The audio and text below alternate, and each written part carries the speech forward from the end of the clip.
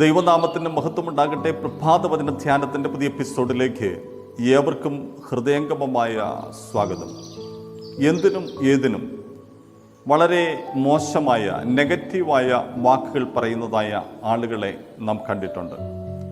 അത് സമൂഹത്തിൽ, രാഷ്ട്രീയ രംഗത്ത്, തൊഴിൽ മേഖലകളിൽ, ആത്മീക മേഖലകളിലൊക്കെ അങ്ങനെയുള്ളതായ ആളുകൾ ഉണ്ട്. ഇവിടെ ഒരു പക്ഷേ നാം ഇത് ധ്യാനിക്കുമ്പോൾ, നാം ഇത് ചിന്തിക്കുമ്പോൾ നമ്മിലും അപ്രകാരമുള്ളതായ ഒരു സ്വഭാവ രീതി ഉണ്ടെങ്കിൽ അത് മാറ്റുവാനും വിശ്വാസത്തിൻ്റെ വാക്കുകൾ പറയുവാനും അതെ നാം കരുത്തരായിത്തീരട്ടെ.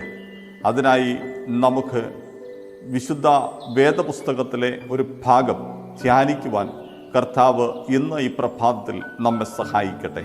നമുക്ക് വായിക്കാം സംഖ്യാപുസ്തകം 13-ാം അധ്യായം, അതിൻ്റെ 30-31 വാക്യങ്ങൾ. എന്നാൽ കാലേബ് മോശയുടെ മുമ്പാകെ ജനത്തെ അമർത്തി, നാം ചെന്ന് അത് കൈവശമാക്കുക, അത് ജയിപ്പാൻ നമുക്ക് കഴിയും എന്ന് പറഞ്ഞു. എങ്കിലും അവനോടുകൂടെ പോയിരുന്ന പുരുഷന്മാർ, ആ ജനത്തിൻ്റെ നേരെ ചെല്ലുവാൻ നമുക്ക് കഴിയുകയില്ല, അവർ നമ്മിലും ബലവാന്മാരാകുന്നു എന്ന് പറഞ്ഞു. കനാൻ ദേശം ഒറ്റുനോക്കുവാൻ യഹോവയുടെ കൽപ്പന പ്രകാരം മോശ ഓരോ ഗോത്രത്തിൽ നിന്നും ഒരാൾ വീതം, അങ്ങനെ 12 ഗോത്രങ്ങളിൽ നിന്ന് 12 പേർ കനാൻ ദേശത്തേക്ക് കടന്നു ചെല്ലുകയാണ്. അവരോട് ഇപ്രകാരം പറഞ്ഞു, ആ ദേശം എങ്ങനെയിരിക്കുന്നു, അവിടുത്തെ ആളുകൾ എങ്ങനെയുള്ളവർ, അവർ കൂടുതൽ ആളുകളുണ്ടോ, അവർ ബലവാന്മാരാണോ, അവിടെയുള്ളതായ ആ ദേശത്തിൻ്റെ പുഷ്ടി എങ്ങനെയുണ്ട്, അവിടുത്തെ ഫലങ്ങൾ എങ്ങനെയുണ്ട്, ഇതൊക്കെ ചോദിച്ചറിയുവാനായിട്ട് അല്ലെങ്കിൽ അത് മനസ്സിലാക്കുവാനായിട്ട് 12 പേർ അവിടേക്ക് കടന്നു ചെല്ലുകയാണ്. അവർ ആ ദേശം കണ്ടു. അവരവിടുത്തെ ഫലങ്ങളുമായിട്ട് വന്ന് ആ ഇസ്രായേൽ സഭ മുഴുവനോടും കാര്യങ്ങൾ വിവരിക്കുകയാണ്. അവർ പറഞ്ഞു, ഞങ്ങളവിടെ പോയി, ഞങ്ങളെ ദേശം കണ്ടു, അവിടെ കരുത്തരായ ആളുകളാണ് ഉള്ളത്. ഇങ്ങനെ നിരവധി കാര്യങ്ങൾ പറഞ്ഞുകൊണ്ടിരുന്നപ്പോൾ തന്നെ കാലേബ് എഴുന്നേറ്റു.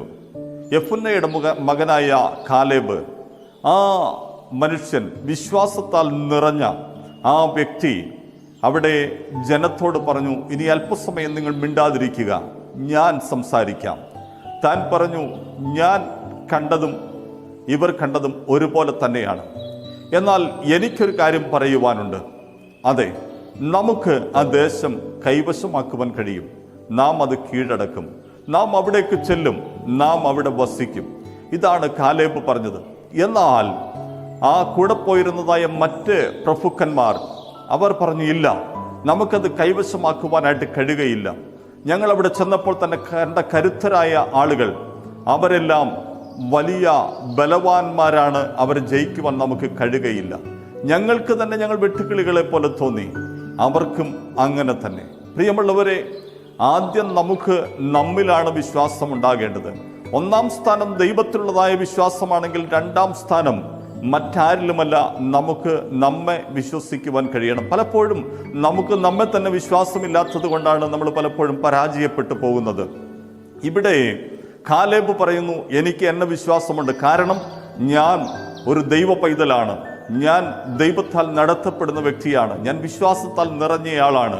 ദൈവമാണ് ആ ദേശം വാഗ്ദത്തം ചെയ്തത്, ദൈവമാണ് ഞങ്ങളുടെ പൂർവ്വപിതാവായിരുന്നതായ അബ്രഹാമിനെ ഇറക്കിയത്, ഇതുവരെ നടത്തിയത് ദൈവമാണ്. അതുകൊണ്ട് ഞങ്ങൾ ആ ദേശം കൈവശമാക്കുക തന്നെ ചെയ്യും. ഇത് ദുർവർത്തമാനമായിട്ട് അവർക്ക് തോന്നി. എന്നാൽ ഇവർ പറഞ്ഞതായ ദുർവർത്തമാനം അതെ ആ ജനം മുഴുവൻ ഏറ്റെടുത്തു. മോശയും അഹറോനും വലിയ പ്രതിസന്ധിയിലായി എന്ന് നാം അവിടെ കാണുകയാണ്. ഇന്ന് ഈ പ്രഭാതത്തിൽ നാം ഇത് ചിന്തിക്കുമ്പോൾ നാം എങ്ങനെയിരിക്കുന്നു? അതെ, കാര്യങ്ങളെല്ലാം ശരിയാണെങ്കിലും അതിനെ വിശ്വാസത്തിൻ്റെ കണ്ണുകളിലൂടെ കണ്ട് അത് കീഴടക്കുമെന്ന് പറയുവാൻ നമുക്ക് കഴിയുമോ? ഒരു സ്വർഗീയ കനാൻ നമുക്കായി ഒരുക്കപ്പെട്ടിട്ടുണ്ട്.